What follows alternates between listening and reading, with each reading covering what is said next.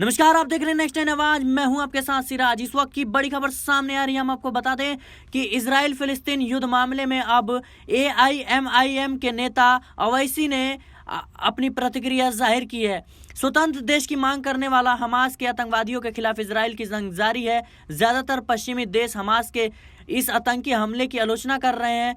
हालांकि अरब और ज्यादातर इस्लामिक मुल्क फिलिस्तीन के साथ खड़े हैं। इजराइल फिलिस्तीन विवाद पर भले ही मोदी सरकार आतंकवादियों के खिलाफ और इजराइल के साथ खड़ी है, लेकिन ऑल इंडिया मजलिसे इत्तेहादुल मिमिनीन AIMIM के नेता असदुद्दीन अवैसी ने फिलिस्तीन की वकालत की है। सोमवार को हैदराबाद में उन्होंने कहा कि बीजेपी के एक दिव्यांग नेता ने एक बार फिलिस्तीन के बारे में कहा था कि अरब समुदाय के लोगों की जमीन पर कब्जा कर लिया गया है।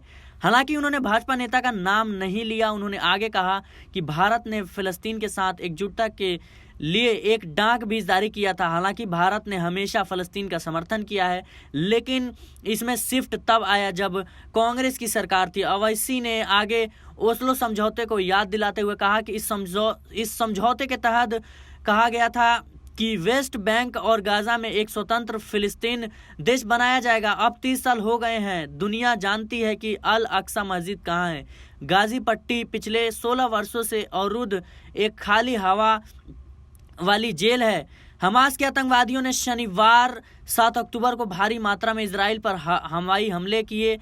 इजराइल पर हुए हमास रॉकेट हमले में 700 से अधिक लोगों की मौत हो गई। वहीं इजरायली सेना इजराइल डिफेंस फोर्स भी लगातार गाजा में हमास के आतंकवादियों के खिलाफ कार्रवाई कर रही है। युद्ध की घोषणा के बाद इजरायली विमानों ने गाजा पट्टी पर 426 ठिकानों को निशाना बनाया है। गाजा ने भी 400 से अधिक लोगों की मौत हुई है। इस हमले में भी 4 से ज़्यादा लोगों की मौत हुई है। और हम आपको बता दें, फिलिस्तीन उग्रवादी समूह का दावा है कि उन्होंने इजरायली पक्ष के 130 से अधिक लोगों को बंदी बना रखा है। फिलहाल जो है इजराइल और फिलिस्तीन मुद्दे पर दुनिया भर से अब प्रतिक्रियाएं आ रही हैं। कोई जो है इजराइल के पक्ष में और कोई फिलिस्तीन के पक्ष में। ऐसे में जो हमारा देश भारत है, भारत ने भी अपनी इजराइल के साथ एकजुटता दिखाई है। और PM ने जो है ट्वीट कर अपने एक्स हैंडल पर कहा कि वो पूरी तरीके से इजराइल के साथ खड़े हैं और जो है हमास के हमले की निंदा करते हैं।